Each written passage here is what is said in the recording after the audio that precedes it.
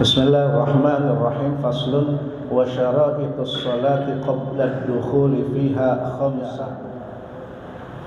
Syarat-syarat sholat sebelum masuk ke sholatnya itu ada 5 macam. Taharatul a'dha'i minal hadasi wan najas. Yang pertama, menyucikan anggota tubuh dari hadas dan najis. Ya, dari hadis. Kalau hadas itu najis yang enggak kelihatan ya. Yang pertama, jadi hadas itu ada hadas besar, ada hadas kecil. Ya. Hadas kecil hilang dengan wudu. Kayak kita habis buang air, kita habis kentut ya, nggak enak banget.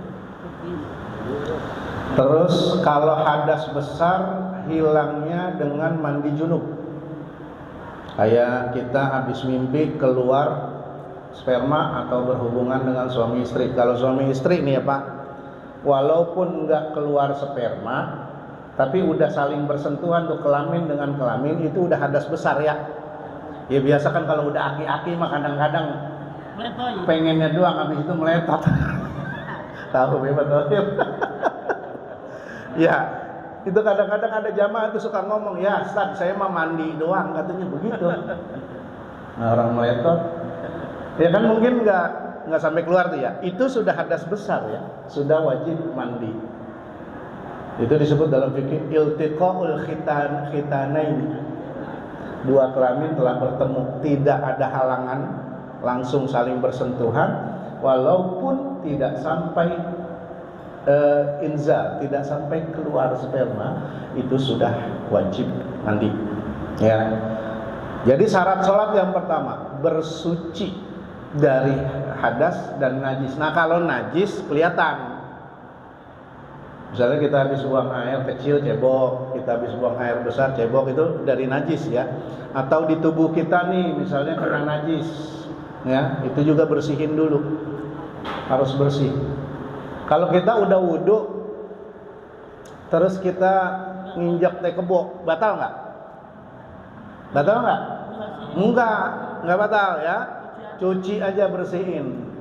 Ya jangan salah nih, itu tidak membatalkan wudu. Ya. Kemudian wa satrul aurah bilibasin tahirin. Yang kedua, menutup aurat dengan pakaian yang tahir. Tahir itu artinya suci. Oh, tahir. Tahir itu suci, lu cakep nama itu. Tahir suci kan dia deh. Ah, enggak tahu. Di pasar mulu. Di pasar dulu kerjaannya. Jadi kita menutup aurat, syarat kedua. Kalau sholat itu menutup aurat dengan pakaian yang suci. Ingat ya, aurat laki-laki pusar sampai lutut. Berarti termasuk belakangnya Pak ya. Termasuk belakangnya, pusar sekeliling gini sampai lutut. Perempuan semua anggota tubuh kecuali wajah dan telapak tangan serta punggung tangan. Ya. Makanya ibu-ibu nih auratnya sampai sini gitu kalau lagi sholat. Tapi juga pakai mukena jangan begini banget. Ntar turun kebuka auratnya. Agak begini ya. Tapi juga nanti ketika sujud telapak tangannya jangan disarapin kena mukena, enggak sah. Harus di atas sejadah. Sama kalau kita pakai sorban nih, sorbannya kepanjangan. Begitu sorbannya kita pakai, begitu kita sujud, tangan kita di atas sorban, itu tidak sah sholat. Harus di atas sejadah, ya. Kecuali sorbannya kita taruh bawah, nggak masalah. Karena kalau kita pakai berarti masuk pakaian. Kalau kita taruh bawah berarti masuknya tempat sujud, sejadah, itu ya. Jadi yang kedua, yang pertama tadi suci dari badan berarti ya. Dari suci badan dari najis dan hadas. Yang kedua, menutup aurat dengan pakaian yang suci. Kemudian wal wuqufu ala makanin tahirin, nih tahir lagi disebut-sebut nih. Tohir itu. Yang ketiga, berdiri, berdiam diri di tempat yang suci. Jadi badan harus suci, pakaian suci, tempat suci. Suci di sini suci dari najis ya. Pakaian, tempat, kalau badan dari hadas juga. Dan kotor itu belum tentu najis. Tapi kalau najis pasti kotor gitu ya. Misalnya kita di lantai nih, itu debu, ada tanah, ada pasir, itu masih suci. Gitu, walaupun kotor.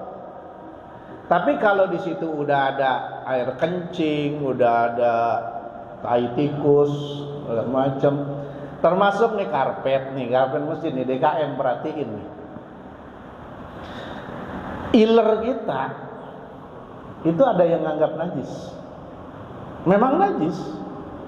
Kita tidur nih, tidurnya celentang bukan duduk, celentang, tengkurap. Itu ketika mengeluarkan iler, ya itu najis karena keluarnya dari perut. Kalau tidurnya duduk enggak, karena ilernya keluar dari kepala. Ini di dalam perut kita ada kotoran. Walaupun Imam Malik berpendapat iler itu najis tapi dimaaf. Ada najis yang dimaaf. Artinya tetap boleh kita sholat.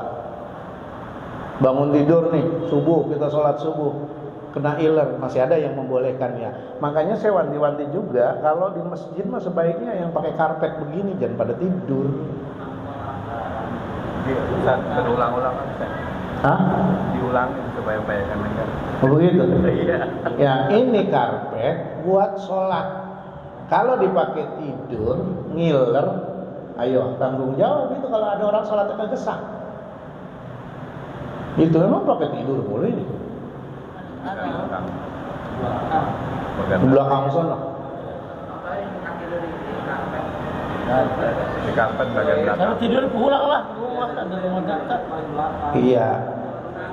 Mendingan kalau tidur di luar kali sono nggak ada karpet. Ada yang keranda lah, tempat keranda tidur. Dekat kurung batang. Iya. Saya biasa.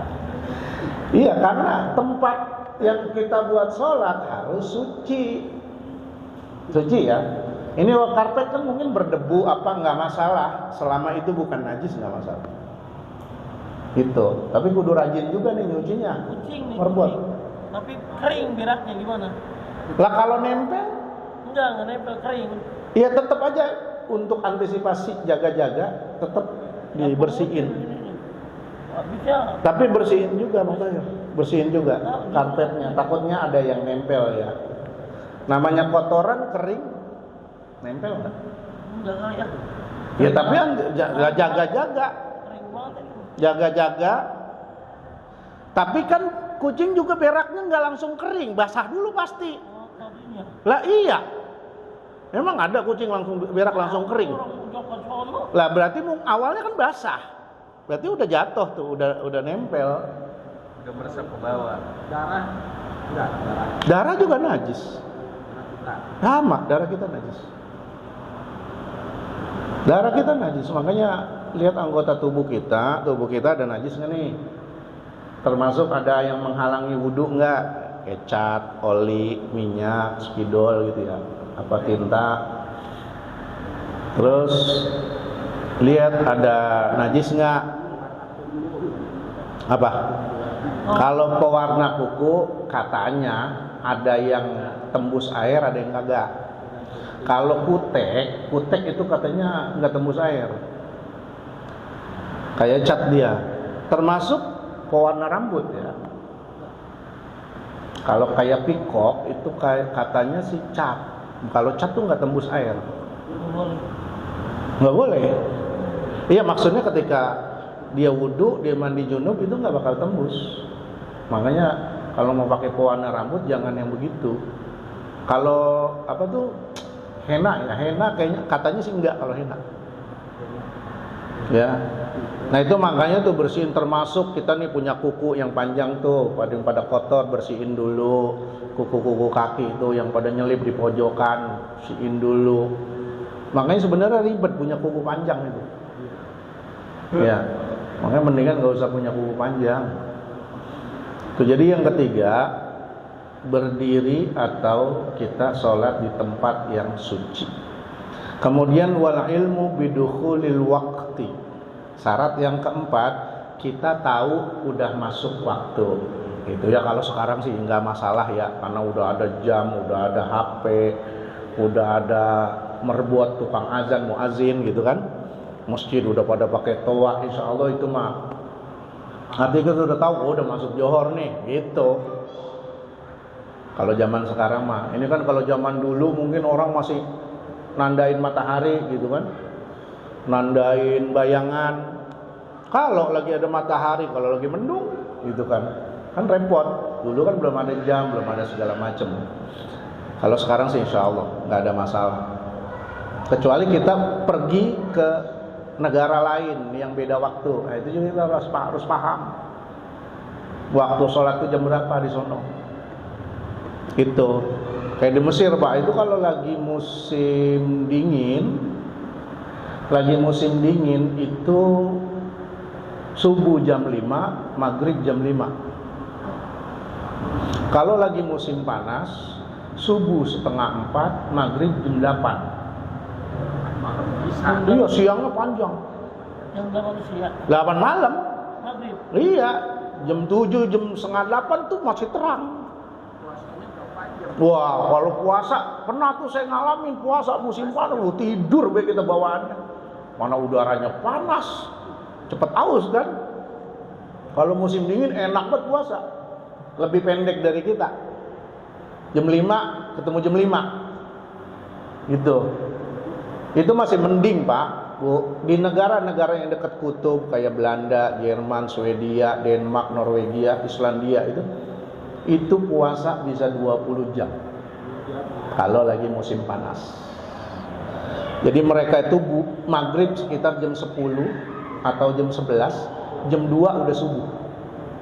Malam. Jam 2 malam. Apa? Jam 10 baru buka, jam 11 isya, terawih, jam 2 subuh udah. Iya, malamnya emang pendek kalau lagi musim panas. Negara-negara kutub, dekat kutub. Musim-musiman. Iya, mereka begitu. Tapi kalau lagi musim dingin enak. Puasa cuman, kalau nggak salah cuman 8 jam apa 9 jam. Kalau kita kan 13 jam ya. Itu kalau lagi musim dingin. Tapi kalau lagi kena musim panas itu bisa 20 jam. Oh iya. Kalau beli buat musim dingin sono puasa, sono dah. Mau musim di sono kedinginan loh. Tapi dingin juga cepat lapar. Dingin banget. Dinginnya dingin es loh di sono, mas salju. Dingin banget. Lah pada kisut Pak Tohir. Itu di Mesir aja ya Allah kalau musim dingin itu Pak. -3 ya. Kalau cebok kayak rasanya kayak diciletin. Sampai -3 San. Kalau di Kairo enggak nyampe minus. Ada kadang-kadang hujan salju, cuman dikit kayak nasi gitu, pletok. Tapi di beberapa daerah bersalju. Nah, yang waktu kita ke Turki itu yang salju -12. 0 aja kan es udah 0. Ini -12. Mongolnya udah pada Jaket itu. lah jaket biasa mah kagak mempan. Kudu berapa lapis nih? 3 rangkap. Iya. Berarti nggak ada AC di sana. 3 rangkap. Lo kagak laku AC, ngapain pakai AC Sun? 3 rangkap ya. Tukang es kagak laku sono. Kang Cendo. Nah, laku Kang Bajigur sono. Iya, Kang Bajigur, Kang Bandrek laku. Orang baru nyeduh kopi udah adem. Udah. Kalau lagi begitu malas banget urusan ke kamar mandi dah.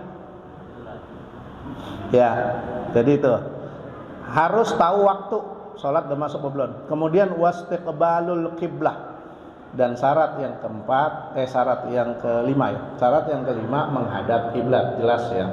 Tapi dikatakan wa yajuzu tarkul qiblah fi halataini fi syiddatil khauf wa fi nafilah fi safar 'ala rahilah.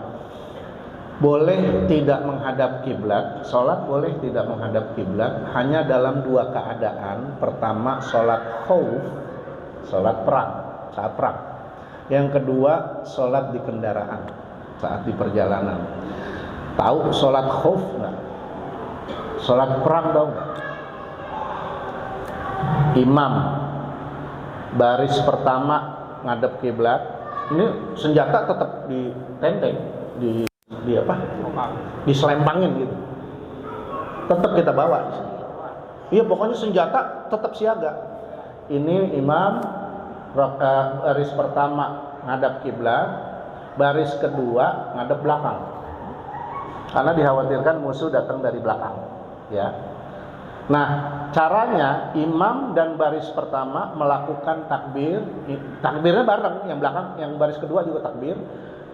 Yang baris pertama dan imam melakukan sholat sampai rakaat, sampai berdiri lagi rakaat kedua. Baca Fatihah, ruku, i'tidal, sujud, terus sampai berdiri lagi rakaat kedua. Begitu barisan pertama sudah berdiri rakaat kedua, maka barisan pertama putar balik ke belakang, barisan kedua putar balik ke depan ngerjain rakaat pertama. Gitu. Ya, gantian. Jadi sholatnya tetap jalan. Ya kalau model kita masih gantian duluan, gue jagain begitu. Kalau kita mah kagak ngerti sholat gituan. Iya, nggak usah jamaah ada, gantian gue jagain dulu, tahu musuh dari sono gitu. Atau musuh datang kita ditembak belum sembahyang. Sholatnya dia bacanya nggak usah sempurna kali ya. Iya, itu mah sekedar sah aja. Namanya juga sholat khauf artinya kan takut. Tapi jangan dipraktekin nih kita tahajud. Saya sembahyang madhep sono Ustaz, mau ngapa? Takut ada kuntilanak dari sono, enggak boleh itu mah. Tetap harus ngadep kiblat. Takut ada ular. Takut ada ular apa enggak itu mah. Ya, khusus buat perang. Itu sholat khauf namanya. Atau sholat di kendaraan. Lagi mau umroh, mau haji nih, ya, kita sholat di pesawat, sambil duduk segala macam. Saya bahkan pernah sholat di mobil. Mana aja bebas gitu. Ngadepnya. Iya. Nah, iyalah masa pilot kita suruh muter. Udah bebas, nggak perlu ngadep kiblat kalau itu. Saya bahkan pernah mengalami kejadian itu nggak ketemu waktu subuh, nggak ketemu. Hilang. Bukan, saya waktu itu dari negara Yordan. Yordan ini masih di Asia tapi Arab, dekat tetangga Palestina. Waktu itu mau pulang ke Indonesia, tapi nggak langsung ke Jakarta, mau ke Malaysia. Saya kan pakai jam, saya masih pakai jam waktu Yordan. Kan selisihnya 4 jam. 4 jam duluan kita. Di atas pesawat, ini jam saya masih jam 3 subuh. Jam 3, belum subuh belum. Subuh kira-kira jam 5 di Yordan. Masih jam 3. Tapi begitu di atas menyeberangi mungkin udah batas waktu kali ya. Terang. Loh. Terang. Udah masuk wilayah Malaysia. Saya lihat jam 7. Lah udah habis subuh. Itu bisa begitu itu, Pak. Di waktu Yordan jam 3, waktu Malaysia jam 7. Lah kapan ketemu subuhnya kita? Lewat. Kagak ketemu aja. Ya udah akhirnya kodok. Mau bagaimana lagi? Kata saya bisa begini. Iya, oh iyalah, terjadi perbedaan waktu kan. Karena kan matahari muter terus kan. Dan waktunya itu jauh gitu. Perbedaan bukan 1 jam, tapi 4 jam, 4 atau 5 jam biasanya. Gitu. Jadi saat itu saya masih waktu Yordan jam 3 saya lihat. Tapi di kenyataan di luar pesawat udah terang dan saya cek di Malaysia udah jam 7. Berarti nggak ketemu. Itu pernah ngalamin begitu. Ya udah kalau begitu udah kodok. Emang kagak ketemu waktunya. Gitu ya. Nah, jadi kalau sholat khauf dan sholat di kendaraan boleh tidak menghadap kiblat karena dalam keadaan darurat. Saya bahkan saya pernah cerita kan bahwa saya pernah sholat sambil bawa mobil dalam keadaan macet di tol. Di tol itu tidak ada rest area. Saya waktu itu dari Cikarang mau pulang ke Kaliabang. Perkiraan saya waktu itu saya dari Cikarang jam 5 lewat dikit, jam 5 lewat 10 lah. Perkiraan saya nanti sampai Sumarekon saya sholat maghrib, begitu rencana. Ternyata macet. Nah itu kan nggak ada rest area. Baru sampai Tambun itu udah jam 7 kurang, maghrib udah mau habis. Ya udah, saya wudhu tayamum di dashboard sendiri itu. Ya udah sambil nyetir, sambil sholat. Mobil jalan kita jalan gas dikit. Yang di belakang. Hah? Yang di belakang, woi, penuh amat itu enggak. Lah kagak, emang jalannya dikit-dikit macet banget. Enggak. Tetap kita jalan normal biasa. Itu kan kita tetap melihat. Depan kosong maju. Ya kan depan kosong maju kita maju gitu. Masuk kita lagi teriak ke belakang, gue sembahyang. Kalau sholat begitu itu sah Pak ya, sah dan tidak perlu dikodok. Yang penting badan kita suci, pakaian suci, mobil itu ya rasanya suci. Suci gitu. Cuman kalau kita pakai sendal copot dulu. Jangan langsung pakai sendal gitu, pindahin, takutnya sendalnya najis apa. Ya. Nah itu jadi syarat-syarat sholat. Syarat-syarat sahnya sholat jadi 5 ya. Saya ulangi, pertama suci badan dari hadas dan najis.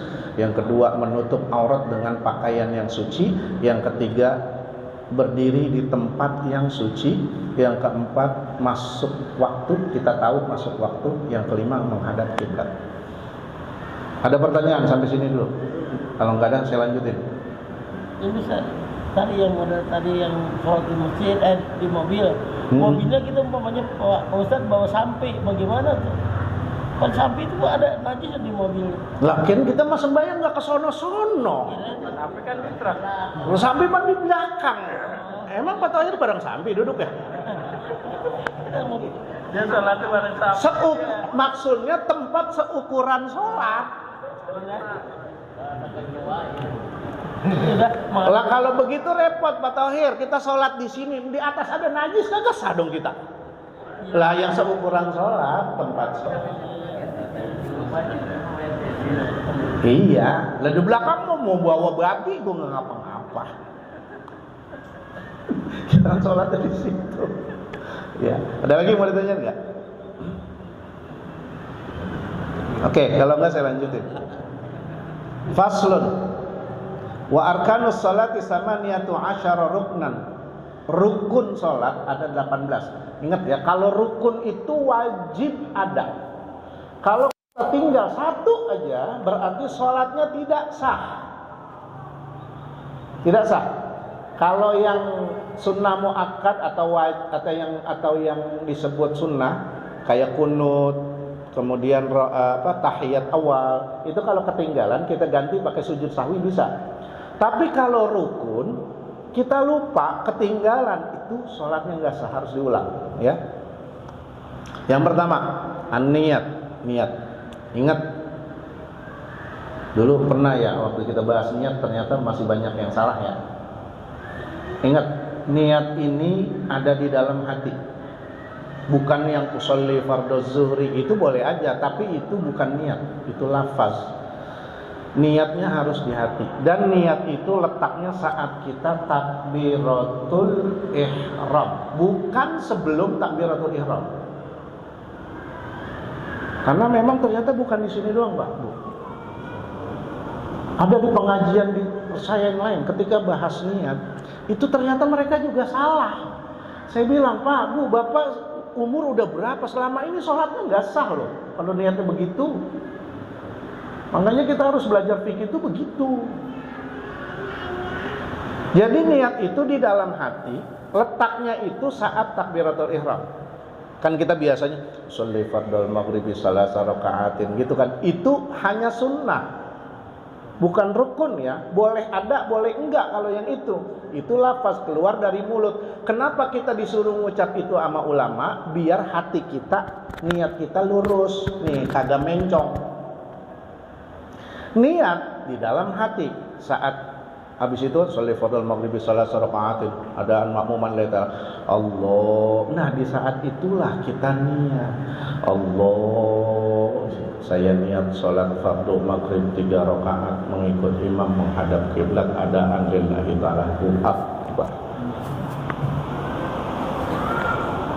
Betul, Ustaz. Ada kan orang sono tuh nggak usah niat katanya, langsung nggak usah usolli, langsung sholat. Kalau usolli yang diucap itu memang tidak wajib. Yang tadi saya bilang sebelum takbir, itu memang bukan niat, dan itu tidak wajib. Itu hanya anjuran ulama agar niat kita lempeng, nggak kemana-mana.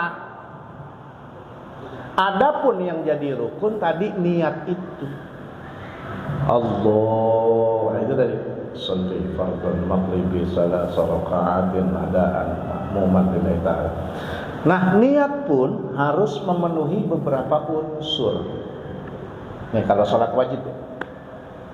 Pertama, harus ada kata-kata usolli, atau kalau pakai bahasa Indonesia, saya sholat. Yang kedua, harus ada kata-kata fardho. Kalau sholat wajib. Kalau kita niatnya usolli sholatal maghribi, itu enggak sah niatnya. Harus ada kata-kata fardho. Usolli fardhal maghribi. Jadi yang kedua harus ada kata-kata fardu, karena sholat wajib.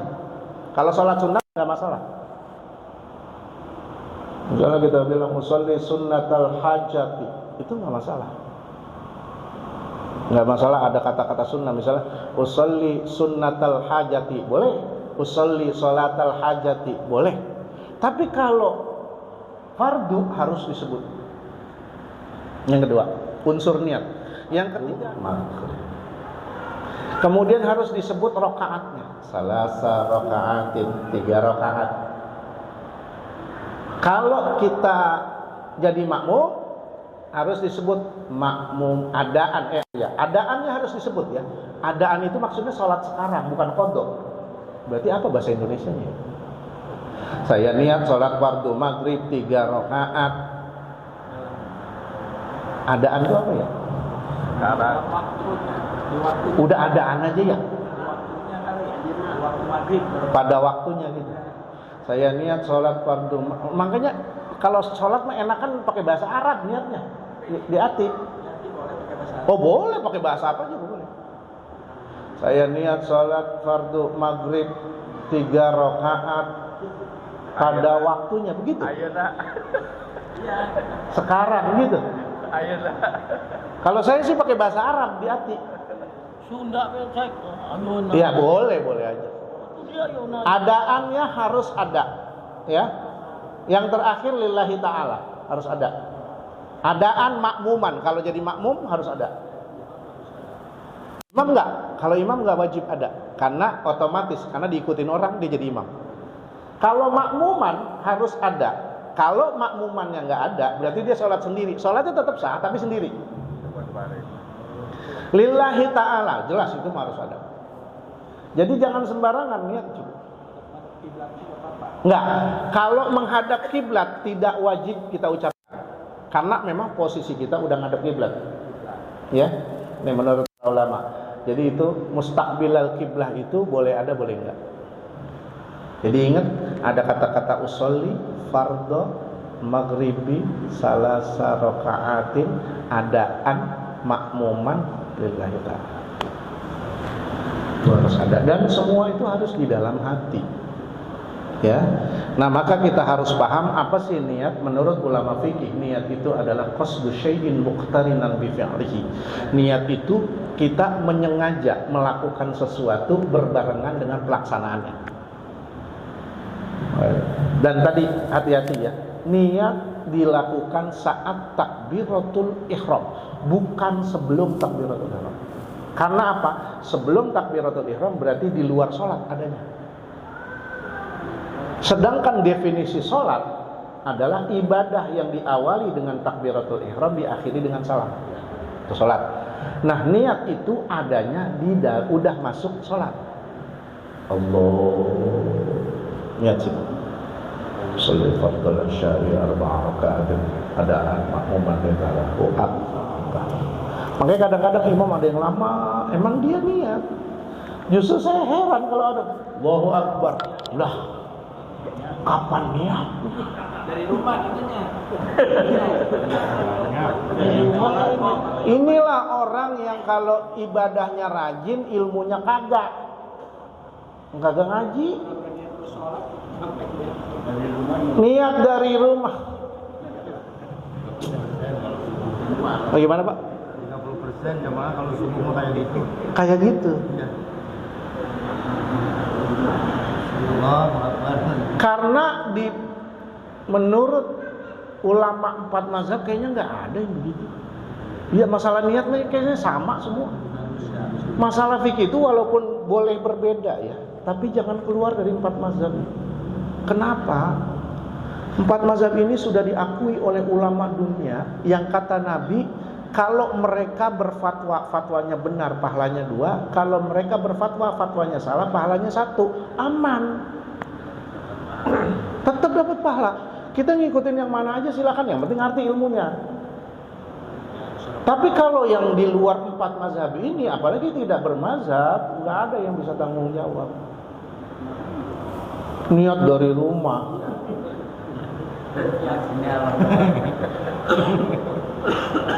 Makanya ulama-ulama fikih itu kalau membahas apapun pasti diawali dengan definisi, pengertian, biar nggak salah. Sholat, bab sholat, apa itu sholat? Ibadah yang diawali dengan takbiratul ihram, diakhiri dengan salam. Kalau niatnya dari rumah berarti belum masuk sholat. Niat berangkat kali 2. Pusing besti. Ya Allah.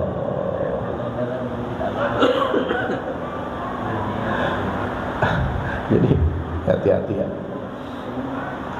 Sepengetahuan saya, ulama 4 mazhab ini masalah niat nggak jauh beda. Artinya memang diucapkan saat takbiratul ihram. Gitu. Kan tadi dibilang an-niyatu qasdu syai'in muqtarinan bi fi'lihi. Niat itu kita bermaksud melakukan sesuatu berbarengan dengan pelaksanaannya. Kalau masih di rumah kan belum sholat berarti. Berangkat di jalanan ketemu Bang Thohir ngobrol. Terjadi itu. Lah kapan? Lah kan berbarengan. Kayak puasa nih.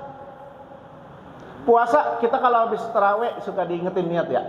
Itu juga kan harus di dalam hati ya, hati-hati, harus dalam hati. Nawaitu shoma ghadin an adai fardhi syahri. Nah, itu juga harus ada fardu syahri Ramadan ya.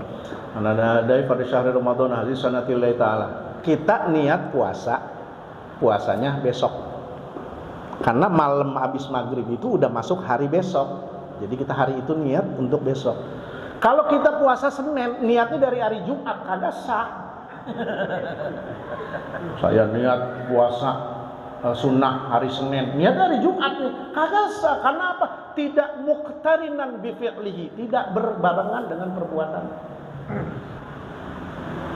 Itu.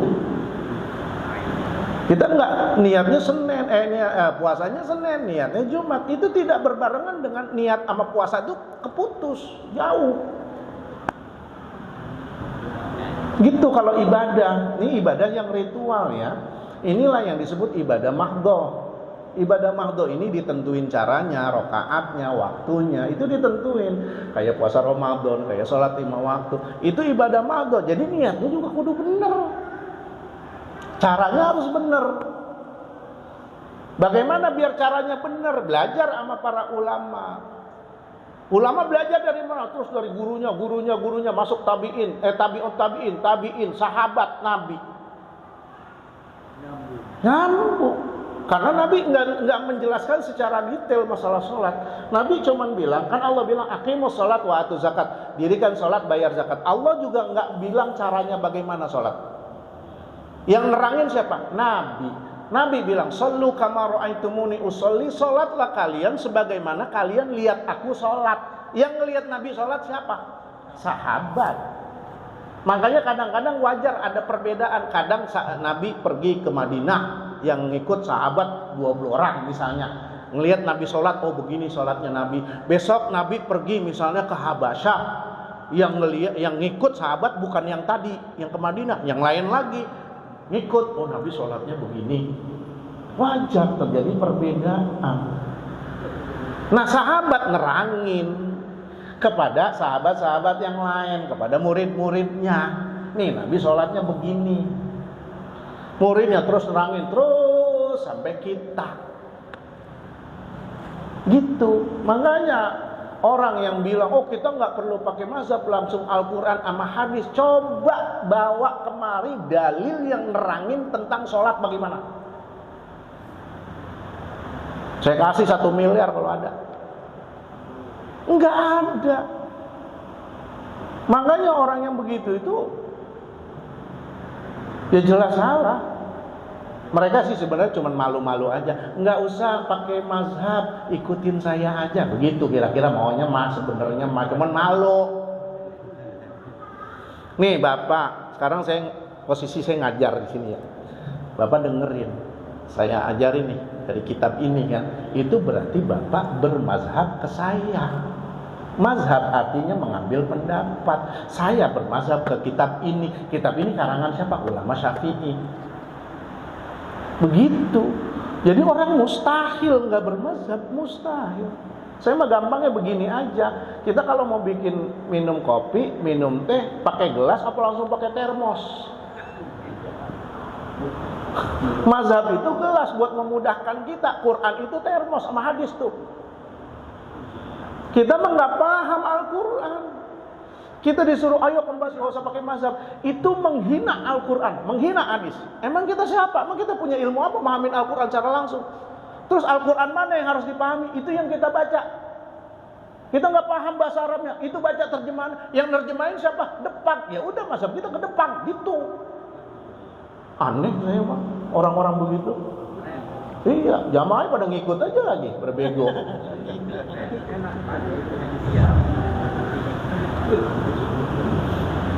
Tuh, jadi niat tadi ya, tolong jangan sampai salah.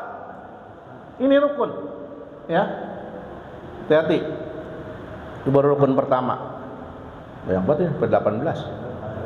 Yang kedua, wal qiyamu ma'al qudrah. Diri kalau kita mampu. Kalau enggak mampu, duduk. Kalau nggak mampu lagi berbaring. Terakhir pakai isyarat mata. Ya, nggak mampu juga disembayangin di depan imam. Sekali-kali. Ya, tuh makanya. Nggak pernah jadi imam. Nggak pernah ke masjid, sekalinya ke masjid di depan imam.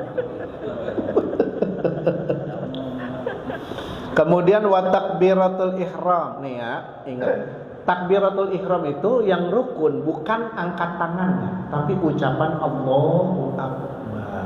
Kita harus ngucap itu Pak, ngucap bukan di dalam hati, ngucap minimal kedengeran sama diri sendiri. Biasa Allah.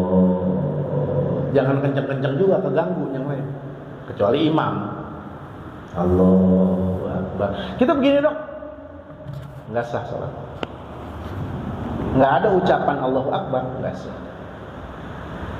Takbiratul ihram yang pertama ya, kalau yang berikutnya sunnah. Ya. Wa qiraatul Fatihah wa bismillahirrahmanirrahim ayatun minha.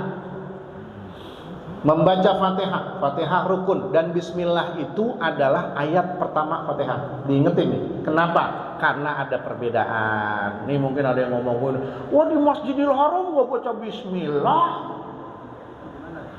Agak ngaji. Nih, sekarang Imam Masjidil Haram yang salah satunya yang paling terkenal adalah Syekh Abdurrahman As-Sudais. Beliau itu memang penganut mazhab Hambali, bukan Syafi'i beliau. Ya. Nah, tapi waktu beliau ke Indonesia disuruh jadi imam maghrib di Istiqlal, beliau langsung Allahu Akbar, Bismillahirrahmanirrahim, baca Bismillah. Kenapa? Beliau tahu Indonesia Syafi'i, itu ulama yang benar. Kalau di depan Ka'bah beliau Allahu Akbar, Alhamdulillahi Rabbil Alamin, nggak ada Bismillah. Nah ini saya jelasin. Ulama 4 mazhab berbeda pendapat masalah Bismillahirrahmanirrahim. Apakah ayat pertama Fatihah atau bukan? Pertama, saya kalau nyebutin 4 mazhab pasti yang paling senior dulu, Imam Hanafi. Imam Hanafi mengatakan bahwa Bismillahirrahmanirrahim bukan ayat pertama Al-Fatihah. Dia langsung Alhamdulillahirabbil alamin. Tapi tetap 7. Nanti di penggalnya itu ghairil maghdubi alaihim ayat. Kalau kita kan enggak tuh, cuma waqaf doang. Siratal ladzina an'amta alaihim. Nah, itu dia jadi ayat. Ghairil maghdubi alaihim waladdallin, ayat terakhir. Kalau Imam Syafi'i kan enggak. Siratal ladzina an'amta alaihim waqaf doang, berhenti, enggak ayat ya. Itu perbedaannya di situ. Jadi Imam Hanafi mengatakan bahwa Bismillahirrahmanirrahim bukan ayat pertama Al-Fatihah. Maka dalam sholat cukup dibaca di dalam hati Bismillahnya. Allahu Akbar, dalam hati ini baca Bismillahirrahmanirrahim, Alhamdulillahi Rabbil Alamin, gitu ya. Imam Hanafi.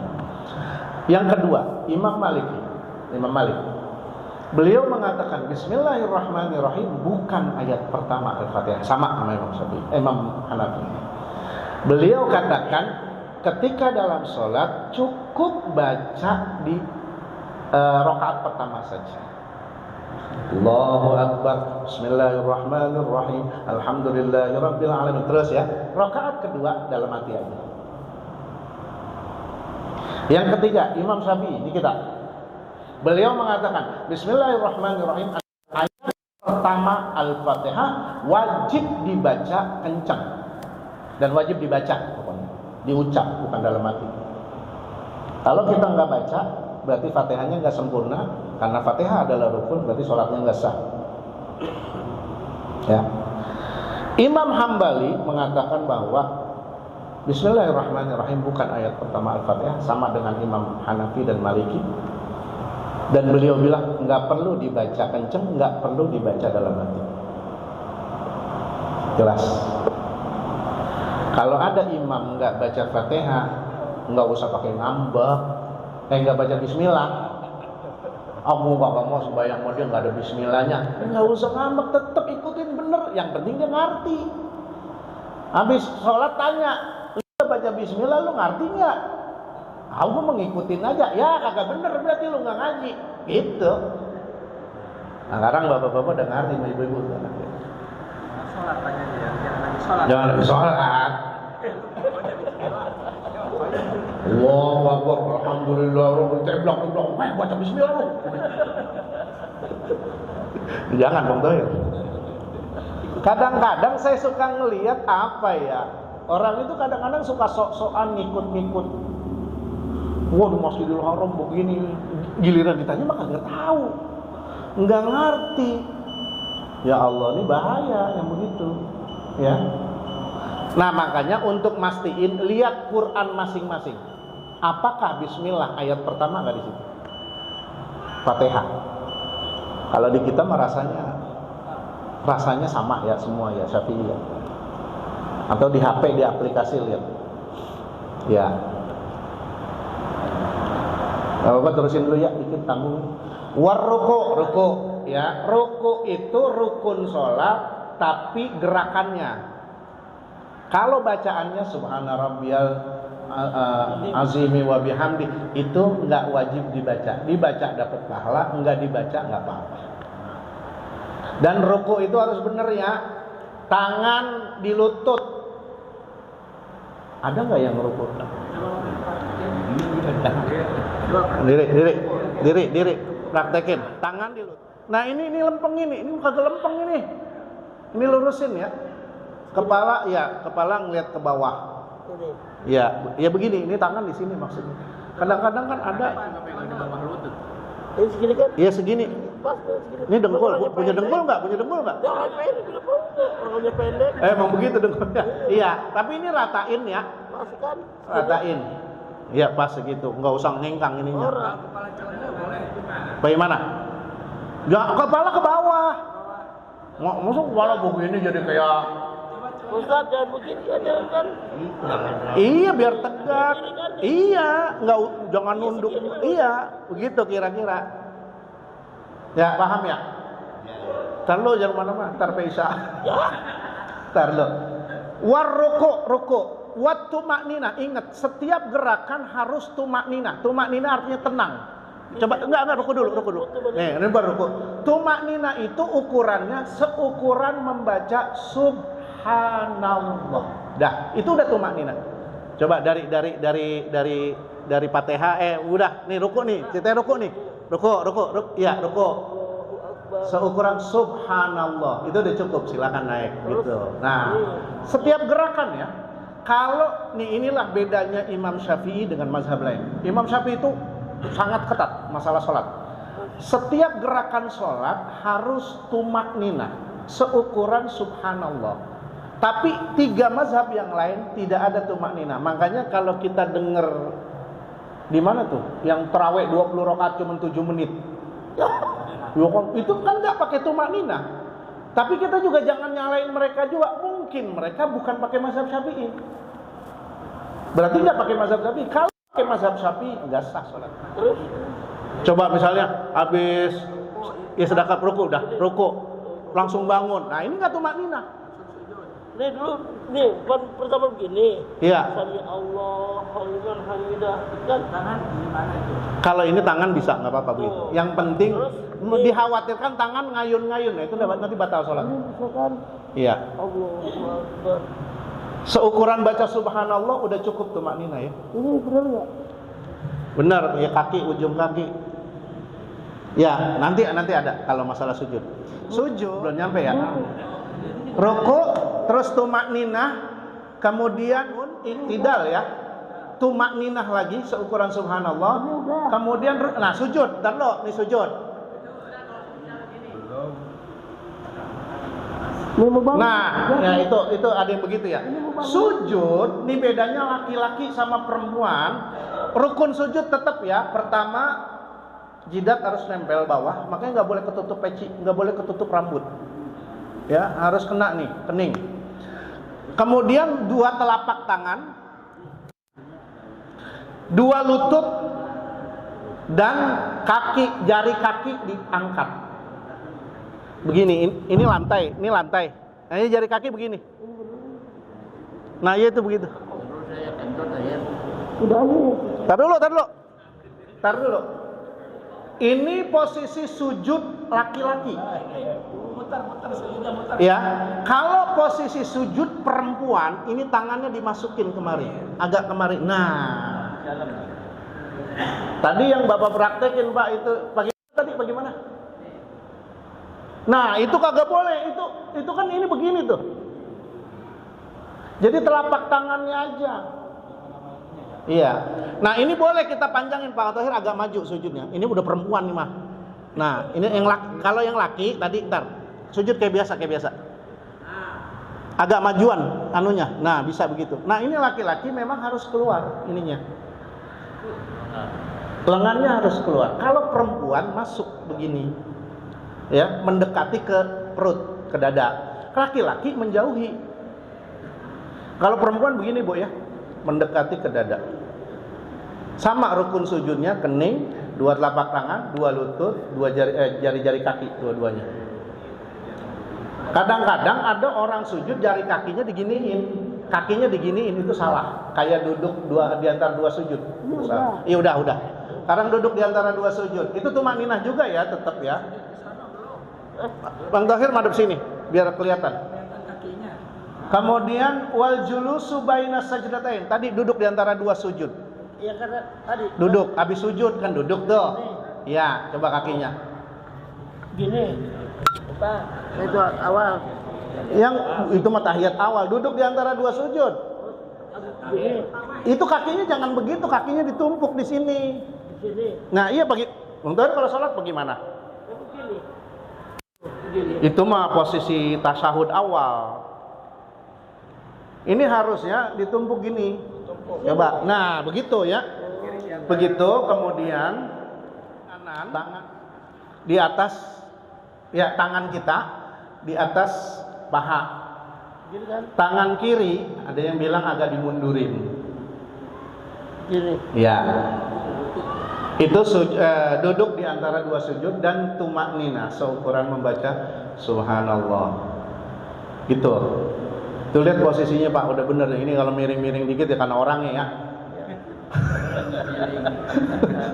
Itu posisinya begitu. Beneran tuh lah gitu deh. Iya nggak apa-apa, pokoknya posisi tangan ada di atas paha. Iya. Oke. Kalau tangannya pendek, Iya pokoknya ada di atas paha gitu. Paha kita jangan paha orang. Ntar paha tetangga lagi. udah terus ya. Tuh ya terus dulu. Duduk di antara dua sujud tumak nina. Kemudian rukun yang berikutnya adalah wal julusul akhir, tasyahud akhir, miring. Yang disebut dengan duduk. Gini. Nah begitu. Posisi belakang, kakinya. Gini. Ditepuk apa enggak? Nah iya begitu, sunnahnya begitu ya. Tapi kalau ada yang sholat tasyahud akhirnya nggak miring, nggak apa-apa. Nggak apa-apa, ini sunnah saja. Cuma dianjurkan begitu. Ya. Itu. Jadi ini yang disebut rukun ya. Jadi makanya tadi disebut tasyahud awal nggak disebut karena tasyahud awal bukan rukun. Benar.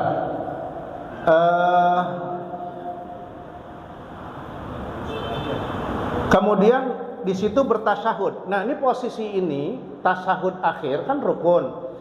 Bacaannya juga ada yang rukun, yaitu baca syahadat. At-tahiyyatul mubarakatus sholawatut thayyibatu lillah. Itu belum rukun. Boleh dibaca boleh enggak? Assalamu alayka ayyuhan nabiyyu wa rahmatullahi wabarakatuh. Assalamu alayna wa ala ibadillahi salihin. Itu belum rukun. Tapi saat asyhadu alla ilaha illallah wa asyhadu anna muhammadar rasulullah, itu rukun ya.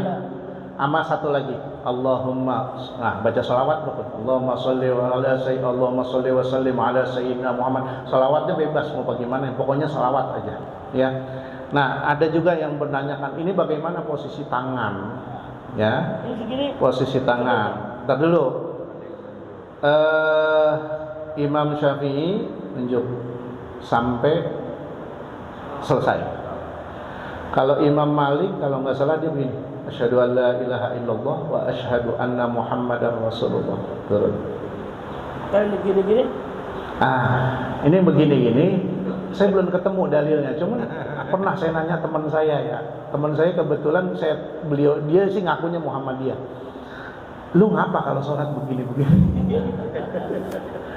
Kata dia begini. Dia juga sebenarnya kayaknya nggak terlalu paham. Katanya kata guru gua kalau kita lagi sholat di sini nempel setan mungkin tergini-giniin gitu ya. Ada juga yang begini-begini. Ini kan kita asyhadu an la ilaha illallah wa asyhadu anna muhammadar rasulullah. Tauhid kan menandakan tauhid esak satu. Ada yang begini-begini, maksudnya apa? Menandakan bahwa Allah itu penguasa langit dan bumi. Gitu ya.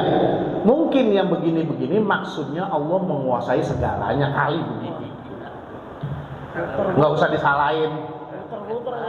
Karena kalaupun bergoyang-goyang lebih dari 2 gerakan, kalau jari emang nggak batalin sholat.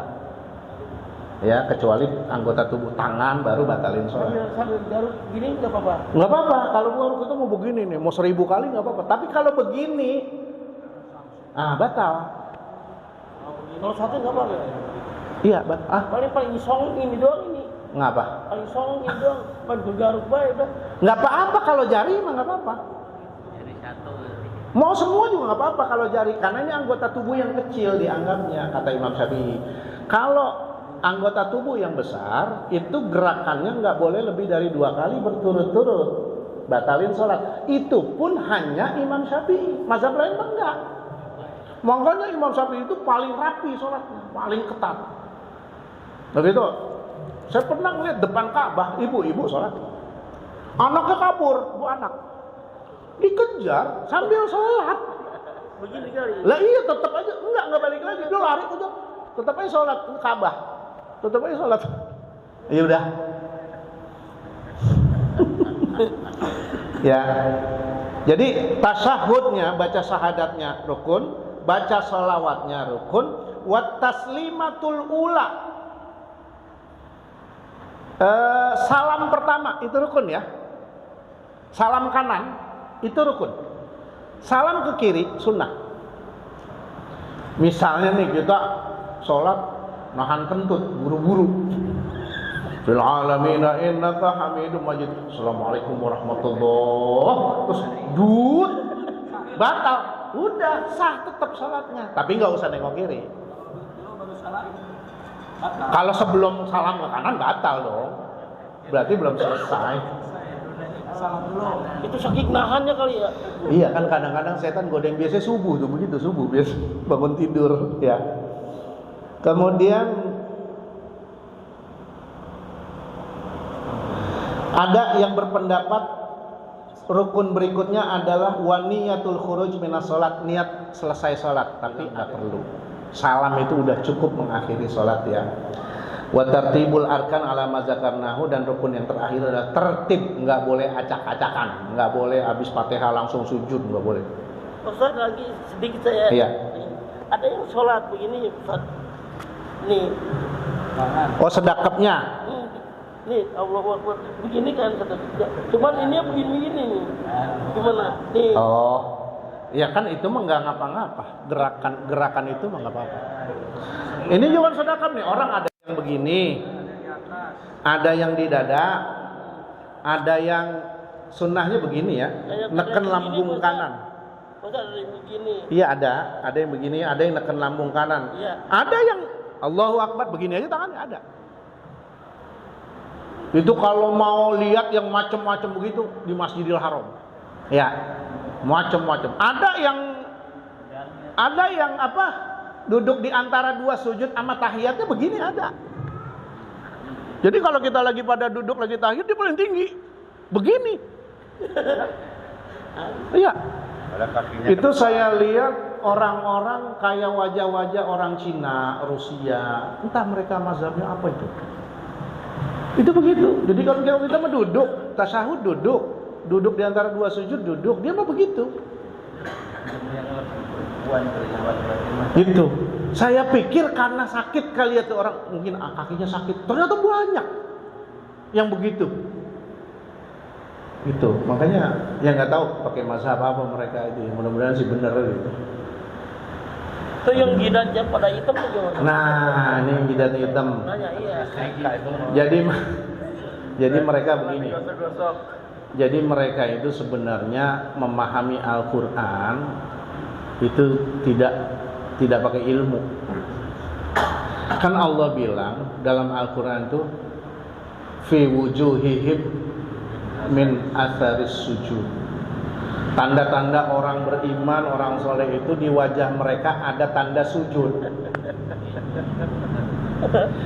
Menurut ulama ahli tafsir mayoritas di dunia mengatakan tanda sujud itu kesolehan, akhlak, ya, atau wajah yang bercahaya kena air wudhu gitu kan. Kayak kita kan ngelihat ulama-ulama rasanya adem gitu, yang lihat wajahnya ya. Rasanya adem, teduh gitu. Beda kalau ngelihat Bang Thohir. Serem, orang di pasar mulu. Ya, itu mereka menafsirkan bekas sujud itu anda hitam. Dan katanya Pak, Bu, itu tanda hitam itu katanya mereka digosok-gosok. Ada yang bilang juga digosok pakai daun jati kalau nggak salah. Justru Nabi bilang sembunyikan ibadahmu, sembunyikan amal solehmu. Maksudnya jangan kita riak gitu loh. Berarti kalau begitu mah termasuk ria, Ustaz. Lah, iya termasuk ria. Dan bahkan dikatakan oleh ulama fikih, kalau ada orang sujud jidatnya hitam berarti sujudnya salah. Sujud itu bertumpu pada telapak tangan, bukan dengan jidat. Jidat mah sekedar nempel doang. Dan memang tidak ada satupun riwayat yang menjelaskan Nabi jidatnya hitam, nggak ada. Nabi itu bercahaya wajahnya. Siti Aisyah ketika mensifati sholat Nabi, Siti Aisyah cuma bilang, Nabi kalau sholat kakinya bengkak. Ya kita ke kaki bengkak, Nabi sholat kita masem urat. Kenapa Nabi sholat kakinya bengkak? Seorang sahabat namanya Abu Huzaifah pernah bilang ke sahabat yang lain, saya mau ngikut sholat malamnya Nabi, jajalin begitu kira-kira ya. Ngikut detuh. Besok kalau ditanya sama sahabat yang lain, bagaimana sholat Nabi malam? Kapok. Loh kapok bagaimana? Bahasa kita begitu ya. Nabi itu rakaat pertama baca surah Al-Baqarah selesai 286 ayat plus Ali Imran 200 ayat baru ruku. Padahal kita mah bubar. Lah kita mah baca Yasin gak ada pada DM, begitu. Maksudnya jangan panjang-panjang gitu katanya. Ya. Padahal. Lah kalau sholat kita kayak Nabi, ya nengok udah kagak ada orang, udah bubar. Bayangin, Nabi sholatnya kayak gitu. Makanya Siti Aisyah istrinya saja sempat protes lah ya, namanya istri. Bahasa kita mah, bang, lu kan udah dijamin masuk surga, begitu ya kira-kira. Udah dijamin terbebas dari dosa, maksum. Udahlah ibadah jangan begitu-gitu amat. Begitu Siti Aisyah pernah ngomong begitu. Apa kata Rasulullah? Bukan, emang nggak boleh aku bersyukur sama Allah. Jadi beliau itu sholatnya lama, panjang, itu tanda syukur sama Allah. Karena udah dijamin masuk surga. Kalau kita kan syukuran manggil dangdut. Syukuran manggil sindir kalau kita. Syukuran tuh bersyukur sama Allah tuh kerjain apa yang Allah suka. Sholat banyakin, sedekah banyakin. Apa kita baca Quran, apa ngundang tetangga itu. Syukuran manggil sindir. Syukuran nyawer. Udah makin kagak berkah itu. Rezeki musibah. Tuh, jadi kalau ada orang yang mohon maaf ya, ini mah yang saya tahu. Pokoknya kalau jidatnya hitam itu berarti perlu diperbaiki justru sujudnya yang benar. Yang benar. Pasang batu. Kalau orang Syiah wajar kalau jidatnya hitam. Kenapa? Dia tuh kalau sholat di tempat sujudnya harus ada unsur bumi, bisa batu, bisa tanah. Jadi dia kalau sholat harus ada batu. Jadi jidatnya tuh nempel batu. Lah kalau orang Syiah boleh jadi hitam. Justru kalau yang hitam-hitam itu jangan-jangan dia Syiah gitu. Ya itulah makanya Pak, Bu, kita gunanya belajar fikih itu. Ya, justru yang namanya disebut bekas sujud, pengaruh sujud itu dengan akhlak, aura, inner beauty lah kalau bahasa orang sekarang, kecantikan dari dalam, pribadi yang baik, hati yang bersih, itu asarus sujud. Itu bukan jidat itu. Ya kita husnuzon aja, mungkin dia juga jidat itu kebanyakan sholat kali, sholatnya banyak. Itu. Saya kok hitam di sini nih, saya mah gitu. Ini mah sering pakai topi tuh. Kalau orang sujud kan di sini ya. Justru makanya Nabi bilang justru sembunyikan. Ibadahmu sembunyiin, amal soleh sembunyiin biar nggak ria. Oh bukan malah. Ya mohon maaf ya kalau ada yang jidatnya hitam ya. Itu mah saya perlu nyampein aja karena sepertinya ada kesalahan dalam menafsirkan ayat ini. Itu. Karena ulama-ulama besar, penafsir-penafsir Al-Quran yang hebat di seluruh dunia itu mayoritas menafsirkan yang namanya bekas sujud itu akhlak, kepribadian yang baik, lisannya baik, hatinya bersih, pikirannya baik, sama orang nggak jahat, sama orang nggak suka emosi. Nah itulah asarus sujud, berakhlaklah kayak Nabi.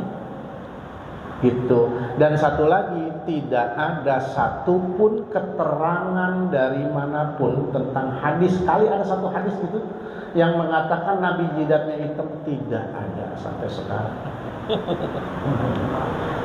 Cuma tadi Nabi dibilang kakinya bengkak. Itu. Kalau mau disebut ahli sholat, bengkakin tuh kaki. Oh besok ada orang kegajahan, waduh dia sembahyang mulu nih, padahal mau kegajahan tapi gede betul. Ya, insya Allah makanya mudah-mudahan kalau kita belajar. Terima kasih Pak Thohir untuk praktekin tadi. Ya, insya Allah mudah-mudahan salat kita benar, makin khusyuk, dan insya Allah diterima. Kalau salat kita khusyuk, istiqomah, itu akan berpengaruh pada akhlak kita insya Allah. Ya, amin ya rabbal alamin. Ala hazinnya wa ala kulli niyatin salihah. Al-Fatihah. A'udzubillahi minasyaitonir rajim. Bismillahirrahmanirrahim. Alhamdulillahirabbil alamin. Arrahmanir rahim. Maliki yaumiddin. Iyyaka na'budu wa iyyaka nasta'in. Ihdinas siratal mustaqim. Siratal ladzina an'amta 'alaihim ghairil maghdubi 'alaihim waladdallin. Amin. Bismillahirrahmanirrahim. Allahumma iftah lana abwabal jannah. Allahumma iftah lana abwabal maghfirah. Allahumma iftah lana abwabal rahmah. Allahumma iftah lana abwabal taubah. Allahumma iftah lana abwabal barakah. Allahumma iftah lana abwabal afiyah. Allahumma iftah lana abwabal hikmah. Allahumma iftah lana abwabal sa'adah. Allahumma iftah lana abwabal ridha. Allahumma iftah lana abwabal khair. Allahumma iftah lana abwabal rizq ya farijal ham ya kashifal gham ya man bi'amdihi yaghfir yarham. Rabbana atina fid dunya hasanah wa fil akhirati hasanah wa qina adzaban nar. Sallallahu ala sayyidina Muhammadin wa ala alihi wa sahbihi wa sallam. Walhamdulillahi rabbil alamin.